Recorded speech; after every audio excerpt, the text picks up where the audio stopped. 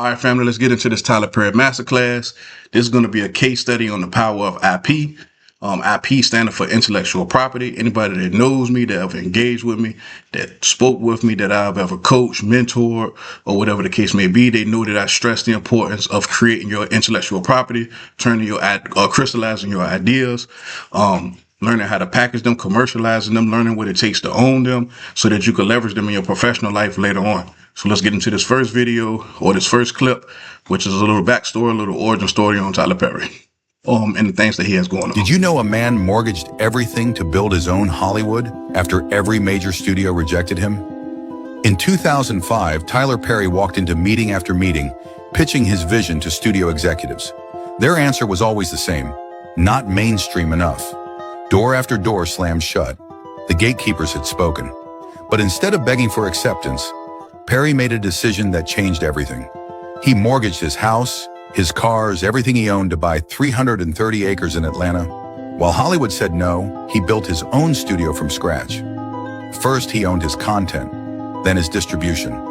Soon, he became a one-man studio system. He deliberately hired other rejected creators, building an alternative Hollywood ecosystem. The same executives who once turned him away now come to rent space at his facility. Perry proved that ownership beats approval every single time. He inspired an entire generation to stop asking for permission and start building their own platforms. Sometimes the best response to rejection is creating your own empire.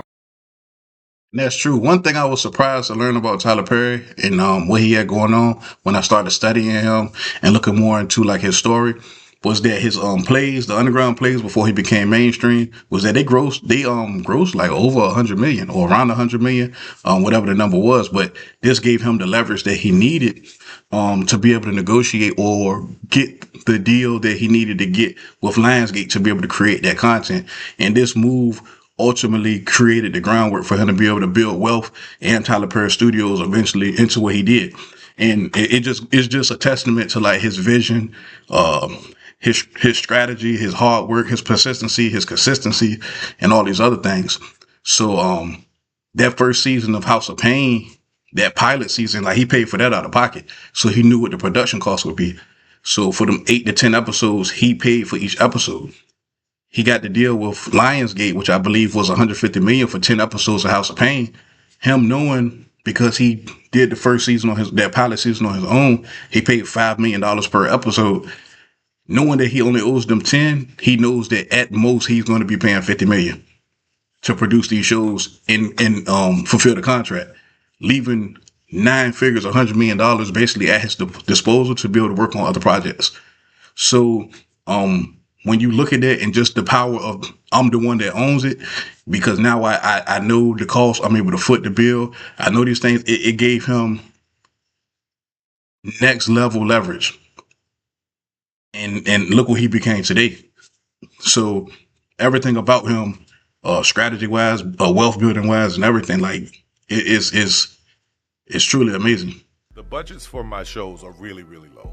Okay. And the reason that they're so low is because being a black show, being a black writer, they do models for me. Mm-hmm. I see white boys walk in and they get 4 or 5 times as much as and make nowhere near. Right. Being black, I had to go into these rooms and try to figure out, okay, how do I make this work for me? So I was like, okay, I own the studio, I own the lights, I own the sound, I own all this stuff. So here's what I'll do.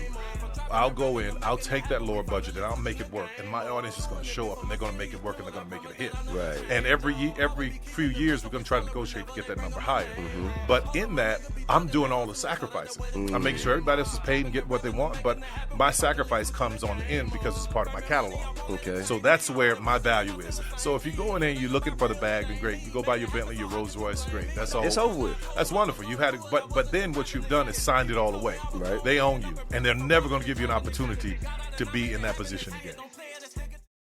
And that's so true. Everything what he just said, like, don't take it sounds cool because we hear it in the music all the time. You know, I want my back end, get that back end. It's like, you know, don't chase that back end. Like the main person to listen to when it comes to like, if you want to be influenced in music was people like Nipsey Hussle, where he told you do not chase the back end. Like, don't take that upfront money.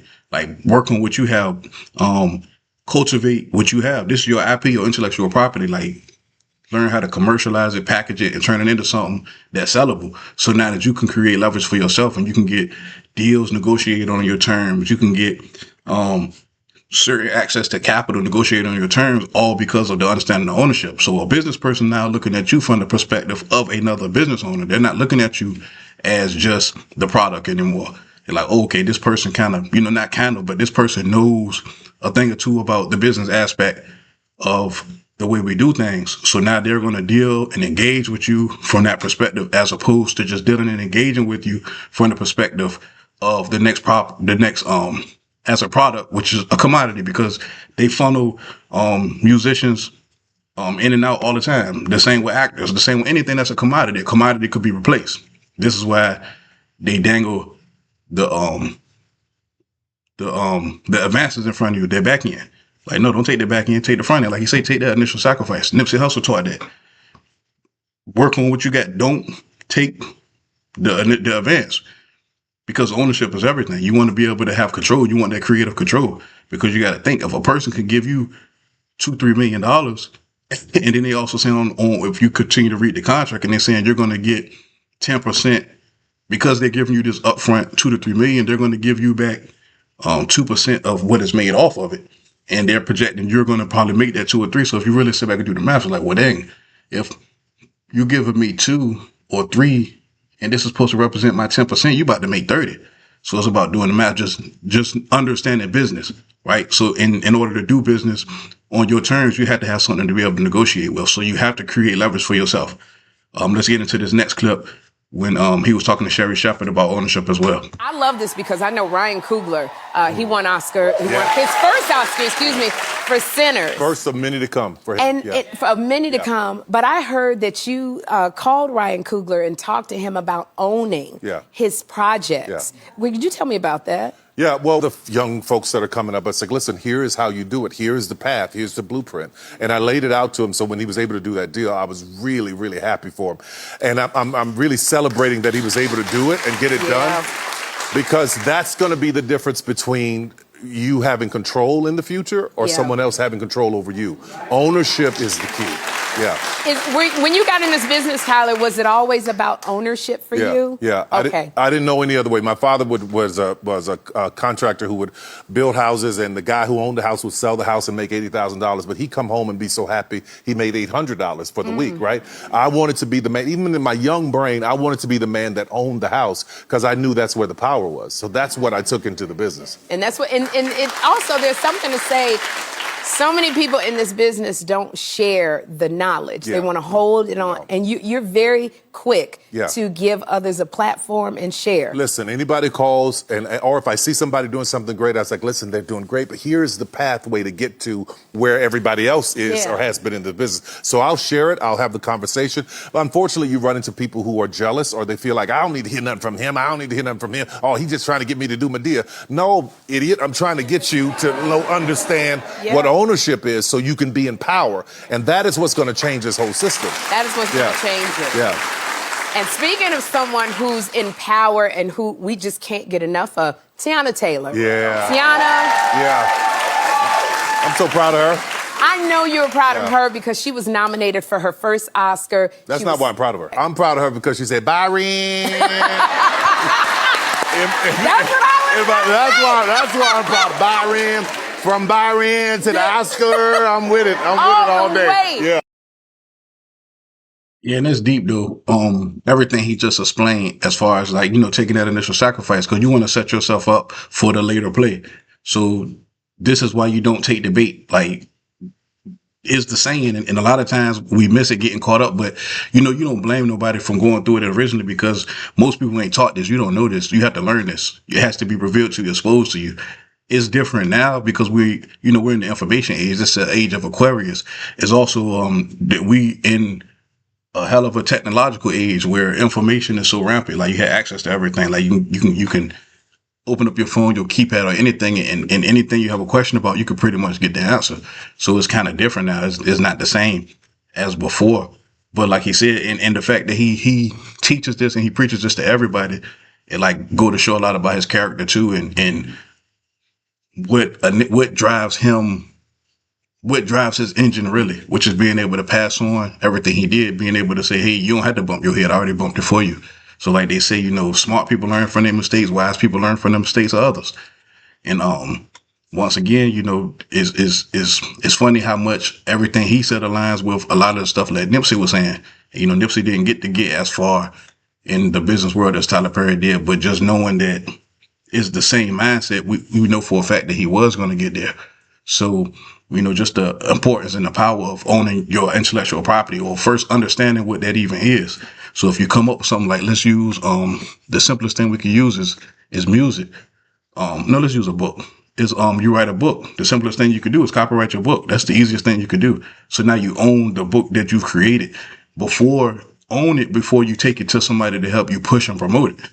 Because if you go to somebody with the idea and they have all the resources, they're going to want to take a bigger ownership role, or they're going to ask for ownership stake that's not going to really favor you. And you're going to lose your creative control, and you really want to stay away from that. You want to shy away from that. So the ultimate goal is to create content, whatever that content may or may not be, and use that content to create influence. Once you get your influence, you turn your influence into leverage. Once you establish leverage, you use your leverage as business.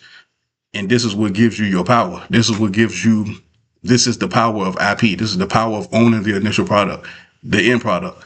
So you have the input and the output. And this is how you own and control that stream. And definitely remember that. Create the content. Use the content to create influence. Once you have established influence, use that influence as leverage, and then turn your leverage into a business. This is why a lot of the social media influencers are very affluent, or very well off, stable. You're starting to see more of them in a lot of these commercials that you only see athletes or actors or other type of famous people in. Is because they're using their influence as leverage. And for the ones that's even smarter, they're using their leverage as business. So these people are getting into bigger business, like Mr. Beast, or the guy that just sold his social media company that's a billionaire now too. So we have two social media billionaires right now, being Mr. Beast and the other guy. I can't remember his name. His name's a little bit harder to pronounce, but he blew up doing the mime stuff, or he had the content where he didn't speak. So these people, they understood, they somewhere down the line understood that, and their initial thing, which was the initial content, which was the initial product, they went through the whole stream, all the steps, all the degrees, the progression, and turned it into business. So for a third time, create the content. Use that content to create influence for yourself. Once you have the influence, use your influence as leverage. This is the stuff that's going to get you in the doors now. You have the influence. Now you're in the door.